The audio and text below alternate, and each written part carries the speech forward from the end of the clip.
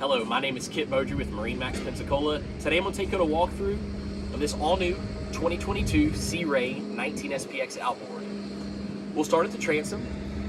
You'll see we're powered with a Mercury 154-stroke. That is the upgraded motor on this boat. Coming into the cockpit here, you will see we have SeaDeck flooring. It's an option as well.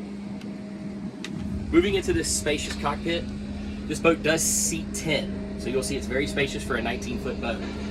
Lots of seating across the transom. You have a very unique port side seat here. All you do is flip up here. You have a seat underneath, making it a companion seat, seating 2. You have a seat off to the starboard side at the helm with a bolster. At the helm area, you'll see very simple, easy fusion stereo, 4 switches, analog gauges. We have storage off to the port side here underneath, keeping all of your towels and beach gear dry. Moving forward to this spacious bow, very unique. Seats 4 comfortably, anchor locker forward, removable cushion here to step forward so you're not stepping on your cushions. Very unique boat for 2022. And remember, we're always open at MarineMax.com.